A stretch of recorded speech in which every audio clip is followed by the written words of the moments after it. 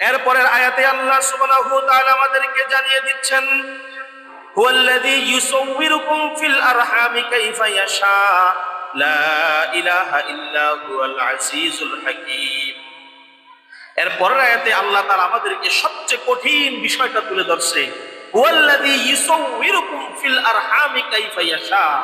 বান্দা, তুমি যখন তোমার মার পেটের মধ্যে ছিলে, যখন তুমি তোমার মার পেটের মধ্যে ছিলে, যখন হাল আতা আলাল ইনসানি হিনুম মিনাত তাহরি লাম ইয়াকুন শাইআম মাযকুরা, তোমার কোনো অস্তিত্ব ছিল না, তোমার কোনো নাম গন্ধ ছিল না, তোমার কোনো এই দুনিয়ার মধ্যে কোনো চিহ্ন ছিল না। এই নিশ্চিহ্ন থেকে তোমাকে চিহ্ন দান করেছেন কে? তোমার কোনো চিহ্ন ছিল না, তোমার কোনো ক্ষমতা ছিল না, কোনো বাহাদুরি ছিল না, তোমাকে কেউ চিনত না, তোমার কোনো শরীর ছিল না। ও বান্দা, তোমার এত বড় দেহ, এত বড় শরীর আমি আল্লাহ দান করেছি। এই দেহ শরীরটা একদিন ছোট করে মার পেটের মধ্যে আমি প্যাকেট করে রেখেছি, ঠিক কিনা? মার পেটের ভিতরে আমাদের যে জন্ম, আমাদের মার পেটের মধ্যে আমাদের যে অস্তিত্ব আস্তে আস্তে বড় হতে লাগলো, এইটার সঙ্গে আর আমাদের আদি পিতা আদম আলাইহিস সালাতু ওয়াস সালামের সঙ্গে অনেক বড় একটা মিল আছে, অনেক বড় একটা মিল আছে। আল্লাহ সুবহানাহু ওয়া তাআলা যখন আদমকে বানাবেন, আদমকে বানানোর জন্য আল্লাহ তাআলা বাছাই করে নিলেন শক্ত মাটি, এঁটেল মাটি, শক্ত এঁটেল মাটি। এই মাটিকে আল্লাহ সুবহানাহু ওয়া তাআলা এনে 40 বছর পর্যন্ত এই মাটিকে রেখে দিলেন। এরপরে আল্লাহ সুবহানাহু ওয়া তাআলা 40 বছর এই মাটির মধ্যে বৃষ্টি নাজিল করলেন, যেন এই মাটিটা নরম হয়ে একেবারে মুলাম হয়ে যায়। কুমার যখন মাটি দিয়ে হাড়ি পাতিল বানায়, মাটি দিয়ে বিভিন্ন প্রকার খেলনা বানায়, বিভিন্ন আসবাবপত্র বানায়, এই মাটির বস্তুগুলো বানানোর জন্য দেখবেন কুমোর মাটিগুলোকে কত সুন্দর করে মুলায়েম করে একেবারে সফট করে ফেলে, ক্রিমের মতো করে ফেলে, ঠিক না? একেবারে ক্রিমের মতো বানিয়ে ফেলে। এখন এটাকে ক্রিমের মতো হয়ে গেছে, এটার মধ্যে আর কোনো প্রকার ঝামেলা নাই, কোনো কণা নাই, কোনো ময়লা আবর্জনা নাই, শক্ত কিছু নাই। এইটাকে একদম মুলাম করে ক্রিমের মতো করে ফেলে।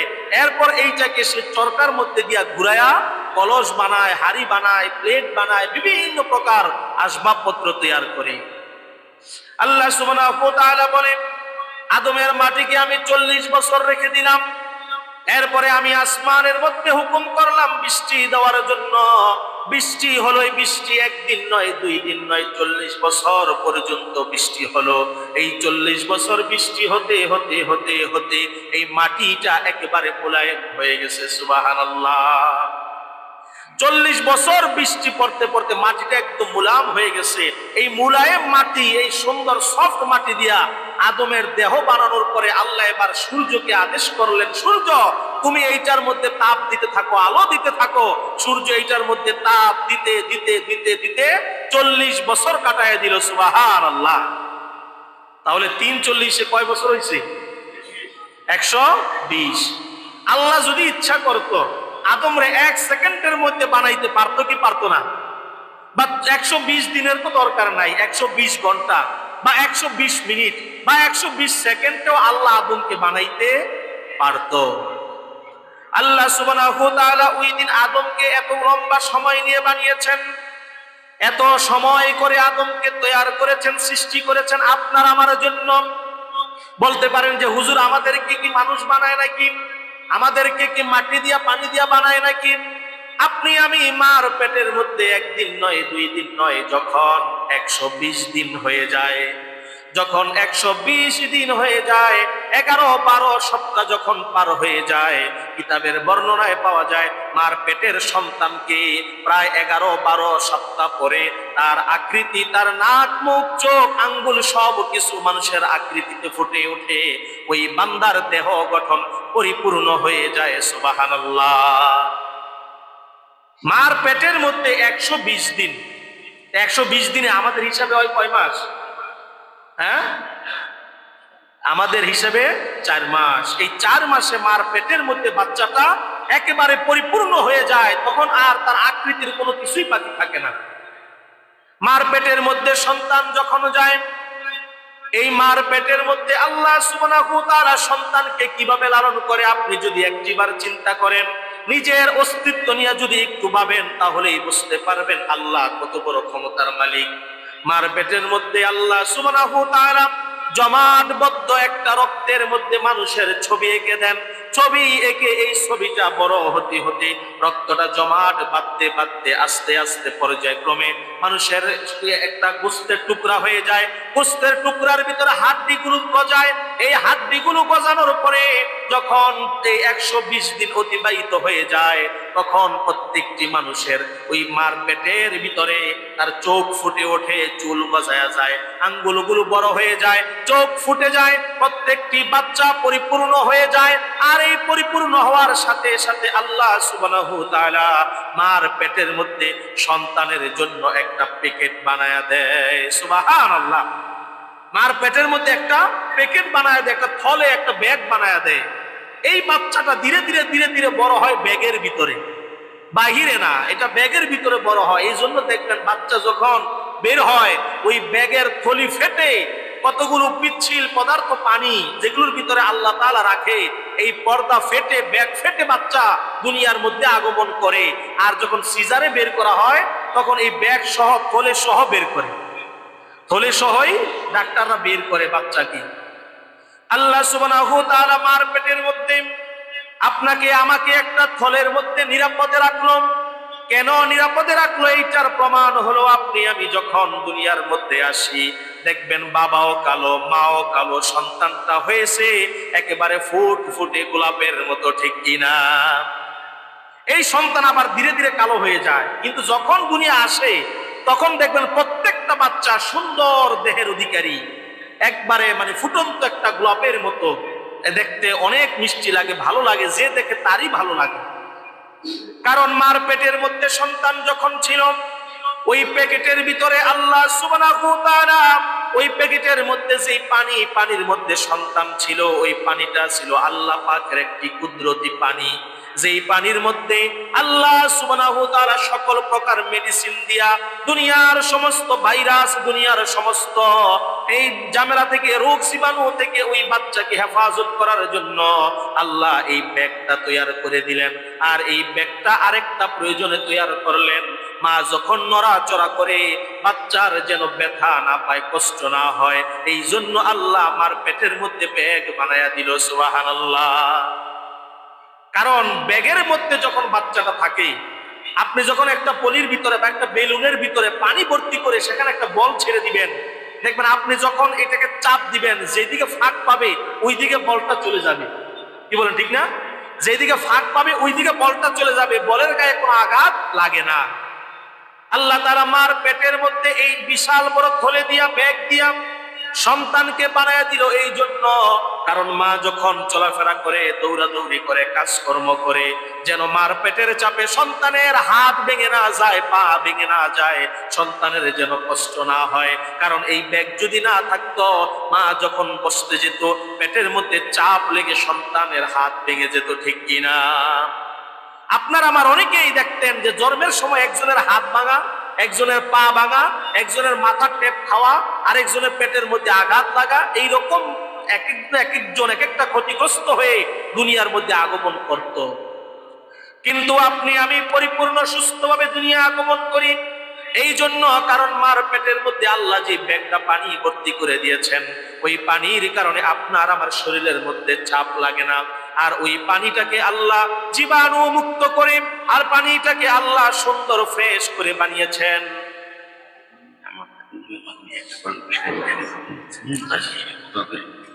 আল্লাহ সুবহানাহু ওয়া তাআলা এই জন্য পানির মধ্যে আপনাকে আমাকে রাখেন, যেন আপনার আমার শরীরের মধ্যে চাপ লেগে আমাদের কষ্ট না হয়। সুবহানাল্লাহ। কত কুদরতি ভাবে আল্লাহ বান্দাকে বানাইতেছে। ওই কথাই আল্লাহ সূরাতুল আলী ইমরানের এই 6 নং আয়াতের মধ্যে বলতেছে যে বান্দা তুমি একটু নিজেকে নিয়ে চিন্তা করো যে তোমাকে তোমার মালিক কিভাবে সৃষ্টি করছে। তোমাকে সৃষ্টি করার জন্য ধীরে ধীরে ধীরে ধীরে 120 দিন যখন হয়ে যায়, তোমার শরীরের পরিপূর্ণতা পেয়ে যায়, তোমার শরীরের পরিপূর্ণতা প্রকাশ পেয়ে যায়। ওই যে আদমকে আমি 120 দিন যাবত এই জন্য রেখেছিলাম, কারণ আদমকে আমি ইচ্ছা করলেই বানায় লাইতে পারি, কুন ফায়াকুন বললেই দুনিয়ার সবকিছু সৃষ্টি হয়ে যায়। আমি আদমকে 120 দিনে তৈয়ার করলাম এই জন্য, কারণ দুনিয়ার মধ্যে সন্তান আমি ধীরে ধীরে পাঠাবো, মার গর্ভের মধ্যে যেন কষ্ট না হয়। একটি বাচ্চা মার পেটের মধ্যে 10 মাস না থেকে 1 মাসেই যদি 10 মাসের সমান বড় হয়ে যায়, তাহলে মার অনেক কষ্ট হয়ে যাবে, ঠিক কিনা? এমনিতেই তো মায়েদের অনেক কষ্ট, আর যদি এই বাচ্চাকে আল্লাহ তাআলা মার পেটের মাধ্যমে 10 মাসের বাচ্চাকে 1 মাসেই বড় করে, তাহলে কোনো মা সহ্য করতে পারবে? পারবে না। এই জন্য আল্লাহ সুবহানাহু ওয়া তাআলা আদমের সেই নিয়মটাকে ধরে রেখে, আদমের সেই নিয়মটাকে আল্লাহ সুবহানাহু ওয়া তাআলা আমাদের মাঝে প্রতিষ্ঠিত করে দিলেন, যে আদমকে যেমন 120 দিনে আমি পরিপূর্ণতা করে তার মধ্যে রূহ ফুৎকার করে তাকে আমি মানুষ হিসেবে তোমাদের সামনে প্রকাশ করলাম, ঠিক তেমনি ভাবে আমি তোমাদেরকে জানিয়ে দেই, এই দুনিয়ার মধ্যে তোমরাও মার পেটের মধ্যে যখন 120 দিন হয়ে যায়, তখন আর তোমার কোন প্রকার অস্তিত্ব বাকি থাকে না।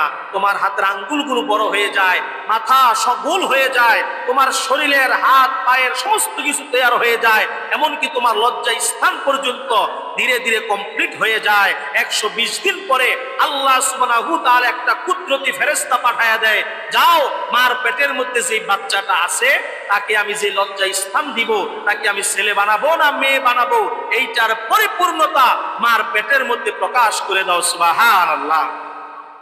এই জন্য বর্তমান আধুনিক ডাক্তার, আধুনিক বিজ্ঞান মার পেটের মধ্যে এক্সরে করার পরে, তার আলট্রাসাউন্ড করার পরে তারা ধরতে পারে যে ছেলে হবে না মেয়ে হবে, কিন্তু ওইটা করতেও কমসে কম 4 মাস সময় লাগে। কি বলে, ঠিক কিনা? কমসে কম 4 মাস সময় লাগে।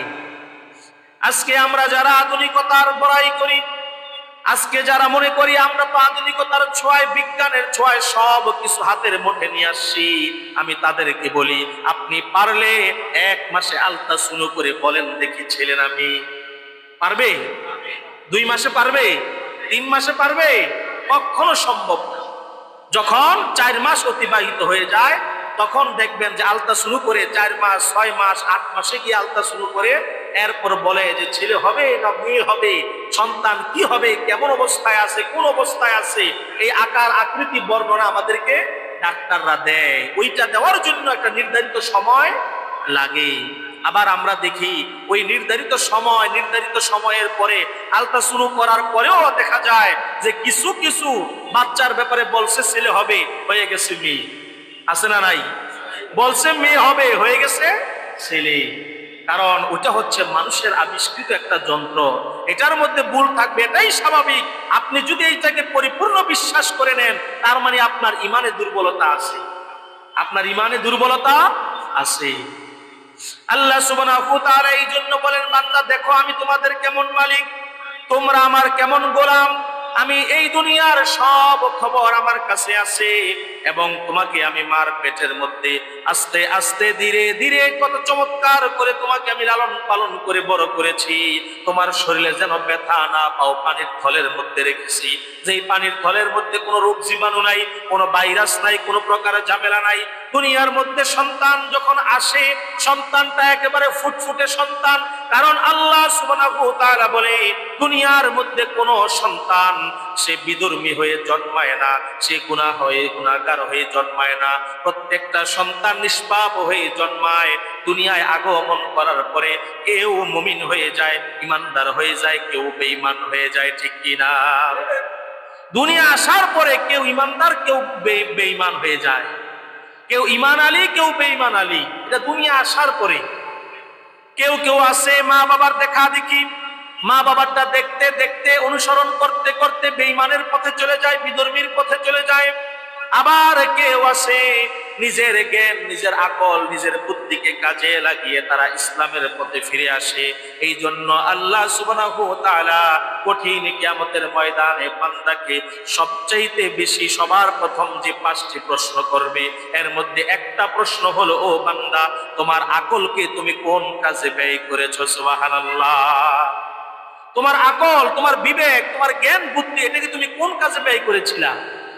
আল্লাহ তাআলা ওই দিন বলবে না যে তুমি কি কোরআন শরীফ পড়ছো, নামাজ পড়ছো, তুমি কি হজ করতে গেছো, যাকাত দিছো, মুসলমান হইছো। না, আল্লাহ বলবে তোমাকে আমি বিবেক দিয়েছিলাম, তোমাকে আমি আকল দিয়েছিলাম, তোমাকে আমি বুদ্ধি দিয়েছিলাম, জ্ঞান দিয়েছিলাম, এই জ্ঞানটাকে তুমি কোন কাজে ব্যয় করেছিলা? দুনিয়ার মধ্যে তোমাকে আমি গুনাহ দিয়া পাঠাই নাই, দুনিয়ার মধ্যে আমি একটা মুসলমান ঘরের সন্তানকে যেমন ভাবে পাঠিয়েছি, বিধর্মীর ঘরের সন্তানটাকে ঠিক তেমন ভাবে পাঠায়। ঠিক কিনা? কোনো পরিবর্তন আছে? আল্লাহ কি তাদের জন্য আলাদা কোনো নিয়ম করে দিছে? কোনো নিয়ম নাই। দুনিয়ার মধ্যে একটা মুসলিম ঘরের সন্তান যেমন ভাবে জন্ম নেয়, বিধর্মীর ঘরের সন্তানও ঠিক ওই রকম ভাবে জন্ম নেয়। মুসলিমের ঘরের সন্তানটা যেমন নিষ্পাপ, বিধর্মীর ঘরের সন্তানটাও ঠিক তেমনি ভাবে নিষ্পাপ। দুনিয়ায় আসার পরে মা বাবার দেখা দেখি সন্তানগুলো বিপথে চলে যায়, অন্যায় পথে চলে যায়। আবার নিজের বিবেককে যখন কাজে লাগায় না, নিজের বিবেককে যখন তারা এই দুনিয়ার মধ্যে দুনিয়ার বিষয় নিয়ে চিন্তা ভাবনা করে না, আল্লাহর অস্তিত্ব নিয়ে চিন্তা করে না, আল্লাহর হুকুমগুলো নিয়ে চিন্তা করে না। পৃথিবীর মধ্যে আমরা জানি প্রায় 10,000-এর উপরে ধর্ম আছে। এই ধর্মের এক এক অনুসারী মানুষ। আল্লাহ সুবহানাহু ওয়া তাআলা সবাইকে ডাক দিয়ে বলবে, তুমি তোমার বিবেককে কোন কাজে ব্যয় করেছো? সুবহানাল্লাহ। কারণ আমি আল্লাহ তো বলে দিয়েছিলাম, ইন্না দীনা ইনদাল্লাহিল ইসলাম, আমার কাছে মনোনীত জীবন ব্যবস্থা একমাত্র ইসলাম। বলেন, মনোনীত জীবন ব্যবস্থার নাম কি? ইসলাম। বান্দা, আমি তো দিয়েছি তোমাকে ইসলাম, তুমি ইসলাম ছাড়া এই যে বর্তমান পৃথিবীর মধ্যে প্রায় 10,000 ধর্ম আছে, এই 10,000 ধর্মের অনুসারীরা এক একজন এক এক রকম ইবাদত করে, এক একজন এক এক খোদার ইবাদত করে, এক একজন এক এক রকম ভাবে এক এক নিয়মে তাদের ইবাদত বন্দেগী করে। এগুলো একটাও আল্লাহর কাছে গ্রহণযোগ্য না, একমাত্র ইসলামিক ইবাদত ব্যতীত। কি বলে, ঠিক কিনা? একমাত্র ইসলামিক ইবাদত ব্যতীত কোনো ইবাদতই আল্লাহর কাছে গ্রহণযোগ্য না। ওই দিন আল্লাহ তাআলা ডাক দিয়ে বলবেন, তুমি তোমার বিবেককে কেন কাজে লাগাও নাই? এই যে পৃথিবীর মধ্যে 10,000 ধর্ম, ভবিষ্যতে আরো বাড়তে পারে, এই ধর্মগুলো নিয়ে তুমি কেন চিন্তা করো নাই? তুমি কেন ভাবো নাই এতগুলো ধর্মের মাঝে কোন ধর্মটা সঠিক, এতগুলো নিয়মের মাঝে কোন নিয়মটা সঠিক? বান্দা, তুমি তোমার শরীরকে ফিটনেস ঠিক রাখার জন্য, নিজের স্বাস্থ্যকে ভালো রাখার জন্য কোন ব্যায়ামটা সকালে করলে তোমার জন্য ভালো, কোন খাবারটা সকালের নাস্তায় খাইলে তোমার জন্য ভালো, কোন খাবার দুপুরে খেলে তোমার জন্য ভালো, রাত্রে কম খেলে তোমার জন্য ভালো, এত কিছু বুঝলা। বাড়িঘর করতে গেলে কোন সিমেন্ট রড ব্যবহার করলে তোমার বিল্ডিংটা মজবুত হবে, তাও তুমি বুঝলা। কোন স্কুলে পড়ালে আমার সন্তান ভালো ডাক্তার হবে, ইঞ্জিনিয়ার হবে, তাও তুমি বুঝলা। কিন্তু আল্লাহর ধর্মের ব্যাপারে তুমি কেন বুঝলা না? ঠিক কিনা? ওই দিন আল্লাহ বান্দাকে এতটুকুই জিজ্ঞাসা করবে, কেন তুমি বুঝলে না? তোমাকে আমি আকল দিয়েছিলাম, বিবেক দিয়েছিলাম, বুদ্ধি দিয়েছিলাম, এলেম দিয়েছিলাম, এলেম ছাড়া তোমাকে আমি পাঠাই নাই। যে ব্যক্তি এলেম ছাড়া, তাকে মানুষে পাগল বলে। কি বলেন, ঠিক না? যার জ্ঞানহীন, যার জ্ঞান নাই, যার মাথার মধ্যে সমস্যা, তারে কি বলে? পাগল বলে।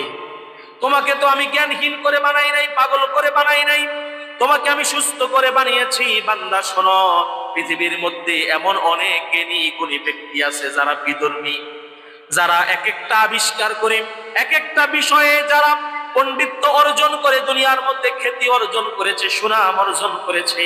আমার আল্লাহ তাদেরকে বলবে, তোমার মাথা খাটাইয়া তুমি মাইক বানাইলা, মাথা খাটাইয়া কম্পিউটার মোবাইল বানাইলা, মাথা খাটাইয়া ইউটিউব ফেসবুক চালু করলা, কিন্তু তুমি একটিবার চিন্তা করলা না পরকাল তোমার জন্য আছে, আর ওই পরকালে আল্লাহর কাছে কৈফিয়ত দিতে হবে। আর ওই আল্লাহর কাছে দুনিয়ার একটা আইন চলে, একটা ধর্ম চলে, ওই ধর্মের নাম হলো ইসলাম। ঠিক কিনা? ওই ধর্মের নাম কি? ইসলাম। ইসলাম ছাড়া আল্লাহর কাছে আর কোনো ধর্মই গ্রহণযোগ্য না। অতএব আমরা সেই ইসলাম ধর্মের অনুসারী, আমরা সেই ইসলাম ধর্মের মানুষ। আবার আমরা আমাদের ইসলাম ধর্মের মধ্যে আবার আহলে সুন্নাত ওয়াল জামাতের আকীদাভুক্ত। আমরা ইসলাম ধর্ম আকীদাভুক্ত হয়ে, আহলে সুন্নাত ওয়াল জামাতের আকীদাভুক্ত হয়ে আল্লাহর ইবাদত করার, আল্লাহর গোলামি করার সুযোগ পেয়েছি। তাহলে এই সুযোগ, এত ইবাদত বندگی পাওয়ার পরেও আল্লাহর শুকরিয়া আদায় করার দরকার আছে না নাই? আমি মাঝে মাঝে চিন্তা করি, মানুষ যদি এতটুকু ভাবে যে আল্লাহ আমাকে কি দিল, কি খাইলাম না খাইলাম এই চিন্তা না, যদি এতটুকু ভাবে যে আরে আল্লাহ তো আমাকে প্রত্যেক দিনে 5 ওয়াক্ত মসজিদে নিতেছে, জুমার দিনে মসজিদে নিতেছে, আল্লাহর নামে একটা সেজদা হলেও আমি দিতে পারতেছি, এই চিন্তা করেই তো আল্লাহর শুকরিয়া আদায় করা শেষ করে যাবে না। এরপরে আপনি মানুষ, আল্লাহ তো আপনাকে আমাকে মানুষ না বানায় গরু ছাগল বানাইতে পারতো। কি বলেন, পারতো না? হ্যাঁ, আমি যে আজকে ইমাম মানুষ হয়েছি, এলেম শিখেছি, এই জন্য আমি ইমাম। আল্লাহ যদি আমাকে মানুষের কাতারে আমার নামটা না রাখতো, আলেমদের কাতারে আমার নামটা না রাখতো, আমি জালেম হয়ে যেতাম, পথভ্রষ্ট হয়ে যেতাম। আবার মানুষের কাতারে না থাকলে আমি পশু পাখির কাতারে চলে যেতাম। কি বলে ঠিক কিনা? তাহলে আল্লাহর দরবারে আপনি শুকরিয়া আদায় করবেন, আল্লাহ আপনাকে মানুষ হিসাবে বানিয়েছে। আবার শুকরিয়া আদায় করবেন, আল্লাহ মানুষ বানায়া আপনাকে আবার আল্লাহ ইসলাম ধর্মের মধ্যে আপনাকে কবুল করেছে। আবার কবুল করে আপনাকে প্রত্যেক দিন না হলেও মাঝে মাঝে না হলেও সপ্তাহে একদিন হলেও আল্লাহর নামে একটা সেজদা দেওয়ার সুযোগ আল্লাহ আমাদেরকে দিয়েছে। বলি আলহামদুলিল্লাহ। পৃথিবীর মধ্যে এমনও মানুষ আছে যার জীবনটাকে পার করে ফেলে আল্লাহর নামে একটা সেজদা দেওয়ার মতো ক্ষমতা তার হয় না। আল্লাহর নামে একটা সেজদা দেওয়ার ক্ষমতা তার হয় না। আল্লাহর একত্ববাদের বিশ্বাস তার অন্তরের মধ্যে আসে না। আল্লাহ সুবহানাহু ওয়া তাআলা তার প্রিয় হাবিবকে দুনিয়ায় পাঠিয়েছেন, এই হাবিবের মহব্বত ভালোবাসা তার অন্তরের মধ্যে হয় না। এমন অনেক মানুষ আছে দুনিয়ার মধ্যে, আসছে মানুষ, হইছে মুসলমান, কিন্তু নামদারি মুসলমান হয়ে, নাস্তিক মার্কা মুসলমান হয়ে জীবনটাকে শেষ করে দিয়েছে। ইসলামের জন্য, কোরআনের জন্য, একটা সেজদার জন্য কোনো কাজ করে নাই। বলেন নাউজুবিল্লাহ। এই জন্য কবি বলেছেন, সেজদার মাঝে প্রভুকে আমি এত কাছে পাই, মাটিতে নয় মাথা যেন আরশের পরে পাই। সুবহানাল্লাহ। যে ব্যক্তি সেজদা দেওয়ার মতো দিতে জানে, যে ব্যক্তি নামাজ পড়ার মতো পড়তে জানে, ওই ব্যক্তির সেজদাটা যেমন তেমন সেজদা না। আপনি আমি সেজদা দিই গাউসুল আজম মসজিদের মধ্যে, কিন্তু এই সেজদাটা আমার আল্লাহ যদি কবুল করে নেয়, এই সেজদাটা চলে যাবে আমার আল্লাহর আরশে আজিমের মধ্যে। সুবহানাল্লাহ। এই জন্য আমরা যদি ওই রকম সেজদা দিয়ে নামাজ আদায় করতে পারি, তা আল্লাহ আমাদের সুযোগ দিছে। যদিও আমরা বলি যে ভাই 5 ওয়াক্ত নামাজ পড়েন, কারণ 5 ওয়াক্ত নামাজই আমাদের উপর ফরজ, তারপরও আমরা শয়তানের ধোঁকায় পড়ে পারি না। কিন্তু সপ্তাহে একদিন হলেও সুবহান রাব্বিয়াল আলা, সুবহান রাব্বিয়াল আলা, আল্লাহর পবিত্রতার বর্ণনা সেজদা দিয়ে একদিন হলেও যে আমরা দিতে পারি, আমরা যে মসজিদে এসে দেই, আল্লাহ যে সুযোগ দিছে, এই শুকরিয়া আদায় করেই তো আপনি শেষ করতে পারবেন। আবার আপনি বাড়িতে গিয়ে চিন্তা করেন যে আরেকজনের বিল্ডিং 10 তলা, আমার বিল্ডিং 1 তলা, আরেকজনের ব্যবসা কোটি কোটি টাকা, আমার ব্যবসায় লস, আরেকজনের চাকরি প্রমোশন আর আমার ডিমোশন। আরে আপনি এই চিন্তা পরে করেন, আল্লাহ যে আপনাকে দুনিয়ার মধ্যে যে কয়দিন রাখছে, আল্লাহর ঘরে পর্যন্ত আপনাকে নিছে, এইটাই তো আপনার সৌভাগ্য, এটাই তো আপনার সবচাইতে বড় সুনসিব। অতএব সম্মানিত হাজিরিন, মনে রাখবেন, ভালো কাজ করা এটা আমাদের সবচাইতে বড়, আমাদের সৌভাগ্য, আমাদের সবচাইতে বড় আল্লাহ পাকের নিয়ামত। এই জন্য আমরা প্রত্যেকেই আল্লাহ পাকের সেই নিয়ামতের শুকরিয়া আদায় করে, নিয়ামতের প্রশংসা করে, আল্লাহর নিয়ামতের কৃতজ্ঞতা আদায় করে আল্লাহর দরবারে শুকরিয়া আদায় করব। আর মালিক তো বলছেই যে লাইন শাকারতুম লাযিদান্নাকুম ওয়া লাইন কাফারতুম ইন্না আযাবি লাশাদীদ। শুকরিয়া আদায় করো, আমি নিয়ামত বাড়াইয়া দিব। শুকরিয়া আদায় করলে নিয়ামত বাড়িয়ে দিবে কে? তা আপনি একটা সেজদা দিয়ে যদি শুকরিয়া আদায় করেন যে আল্লাহ আজকে মনটা ভরে গেছে, আজকে আপনার ঘরে আইসা আপনার নামে একটা সেজদা দিতে পারছি, এই যে শুকরিয়া আদায় করছেন, এই শুকরিয়া আদায় করে আল্লাহ তাআলা বরকত বাড়িয়ে আবার পরের ওয়াক্তে আপনাকে মসজিদে আনতে পারে কি পারে না? পারে কি পারে না? কিন্তু এটা তো করবেন না যে হুজুর তাইলে তো প্রত্যেক ওয়াক্তে মসজিদে আসতে হবে। যে হুজুর এমন শুকরিয়া আসেনি যে 1 লাখ টাকা পাইলে শুকরিয়া আদায় করলে আল্লাহ 2 লাখ টাকা দিবে, তাইলে বলেন সারাদিন শুকরিয়া আদায় করি, ঠিক না? কারণ আমাদের মধ্যে হচ্ছে দুনিয়াবি লোক। আল্লাহ দুনিয়াও আপনাকে দিবে, দুনিয়াও আপনাকে দিবে, কারণ দুনিয়া এটা খারাপ কিছু না। আপনি হালাল ভাবে, বৈধভাবে, সৎভাবে উপার্জন করে আপনি ধনী হন, আপনাকে না করছে কি? সাহাবীদের মধ্যে বিশিষ্ট ব্যবসায়ী, বিশিষ্ট ধনী এক একজন সাহাবী, যার মধ্যে বিখ্যাত আমরা সবাই জানি হযরত উসমান গনি রাদিয়াল্লাহু তাআলা। কোটি কোটি কোটি টাকার মালিক, কোটি কোটি সম্পদের মালিক। তা আপনি ধনী হন সৎভাবে থেকে, আপনি টাকা উপার্জন করেন সৎভাবে থেকে। কারণ ইসলামে চলতে গেলে, ইবাদতবন্দি করতে গেলে টাকারও দরকার আছে না নাই? আপনি হজ করতে যাবেন, টাকা ছাড়া হবে? রমজান মাসে আপনি গরিব দুঃখীদের কিছু দিবেন, টাকা ছাড়া হবে? হবে না। এই জন্য টাকারও প্রয়োজন আছে। আপনি সৎভাবে, হালাল ভাবে উপার্জন করেন, ওই উপার্জনে দেখবেন আপনার বরকত চলে আসবে। হালাল ভাবে উপার্জন করে আপনি যখন আলহামদুলিল্লাহ বলবেন, আল্লাহ পাকের শুকরিয়া আদায় করবেন, কৃতজ্ঞতা প্রকাশ করবেন, আমার মালিক আপনার এই হালাল উপার্জনের মধ্যে, হালাল ইনকামের মধ্যে বরকত অবশ্যই অবশ্যই বাড়িয়ে দিবে। সুবহানাল্লাহ। আর যদি শুকরিয়া আদায় না করেন, তাহলে আল্লাহ সুবহানাহু ওয়া তাআলা বলেই দিয়েছেন, ইন্না আযাবি লাশাদীদ, তোমার নিয়ামত যতটুকু দিয়েছি ছিনিয়ে নিয়ে তোমাকে আমি কঠিন আযাব দ্বারা গ্রেফতার করব। দেখবে অচিরেই তোমার সব শেষ হয়ে গেছে এবং তুমি নিঃস্ব হয়ে গেছো এবং তুমি মুফসিল বান্দাদের অন্তর্ভুক্ত হয়ে গেছো, যে একেবারে নিঃস্ব, যার কিছুই নাই। অতএব সর্বশেষ দেখা যাবে তোমার কিছুই থাকবে না। সর্বশেষ একটা হাদিস বলি, আল্লাহর হাবিব সাল্লাল্লাহু আলাইহি ওয়াসাল্লাম সাহাবীদেরকে বলে, ও আমার সাহাবীরা, তোমরা কি জানো মুফসিল কাকে বলে? সাহাবীরা সব সময় বলতো, আল্লাহু ওয়া রাসূলু আ'লাম, আমরা কিছুই জানি না, যা জানে আল্লাহ এবং তার হাবিব। সুবহানাল্লাহ। যা জানে কে? আল্লাহ এবং তার হাবিব, রাসূল জানে, আমরা কিছুই জানি না। সাহাবীরা বলে, ইয়া রাসূলুল্লাহ, আমরা কিছুই জানি না, তবে আমাদের প্রচলিত ভাবে মুফসিল বলা হয় ওই ব্যক্তিকে যেই ব্যক্তি একেবারে নিঃস্ব, যার কোনো দেরহাম নাই, টাকা পয়সা নাই, সম্পদ নাই, কিচ্ছু নাই, একেবারে নিঃস্ব, তাকে বলা হয় মুফসিল। আল্লাহর হাবিব বলেন, কিয়ামতের ময়দানে এমন এক শ্রেণীর আমার উম্মত দাঁড়িয়ে যাবে যারা হবে মুফসিল, একেবারে নিঃস্ব, একেবারে অসহায়, কিন্তু তার আমল নামায় নামাজ থাকবে, রোজা থাকবে, হজ থাকবে, দান সদকা থাকবে, মসজিদ থাকবে, মাদ্রাসা থাকবে, বিভিন্ন নেকি থাকবে, তারপরও সে অসহায়। সাহাবার অবাক হয়ে গেল, ইয়া রাসূলুল্লাহ, ওই ব্যক্তির আমল নামায় এত কিছু থাকার পরও সে কেন অসহায়? আল্লাহর হাবিব বলেন, ওই ব্যক্তির সামনে ওই দিন তার পাওনাদার দাঁড়িয়ে যাবে। কে দাঁড়াবে? পাওনাদার দাঁড়িয়ে যাবে। ওই দিন পাওনাদার দাঁড়িয়ে বলবে, দুনিয়ার মধ্যে তুমি আমার হক মেরে খেয়েছ, দুনিয়ার মধ্যে তুমি আমার টাকা আত্মসাৎ করেছ, দুনিয়ার মধ্যে তুমি আমাকে এই কষ্ট দিয়েছ, আমার এই ক্ষতি করেছ, আজকে আমার সেই ক্ষতিপূরণ দাও। ওই দিন ওই ব্যক্তি তার নেকি দিতে দিতে দিতে দিতে সর্বশেষ দেখবে আর কিছুই নাই। তখন এখনো পর্যন্ত তার কাছে গ্রাহক আসতে থাকবে, পাওনাদার আসতে থাকবে, তখন ওই ব্যক্তির আমল নামায় তাদের গুনাহগুলো দেওয়া হবে। সে ওই দিন আফসোস করে বলবে, আল্লাহ, আমি এত নেকি অর্জন করলাম, এত সওয়াব কামাইলাম, এত আমি সওয়াবের অধিকারী হলাম, কিন্তু আজকে দুনিয়ার সামান্যতম কিছু ভুলের কারণে আমার সমস্ত নেকিগুলো চলে গেল, চলে গিয়ে আমার কাঁধের মধ্যে উল্টো সবার গুনাহগুলো চলে আসলো। আল্লাহ সুবহানাহু ওয়া তাআলা আদেশ করবে, এই লোকটাকে জাহান্নামের মধ্যে নিক্ষেপ করো। তার মানে নামাজ, রোজা, হজ, যাকাত থাকার পরেও কিছু কিছু লোক জাহান্নামের মধ্যে যাবে। অতএব আমরা দুনিয়া এবং আখিরাতে নিঃস্ব হতে চাই না। দুনিয়া তো আল্লাহ যেন আমাদেরকে এমন রিজিক দেয় যে রিজিক আমরা খেয়ে পড়ে সচ্ছলভাবে চলতে পারি, এবং আখিরাতে যেন আমাদের ইবাদত কবুল করে আমাদের এই নেকির মাধ্যমে আল্লাহ তাআলা যেন আমাদের পরকালের জান্নাতের রাস্তাকে সহজ করে দেয়। সকলে বলে আমিন।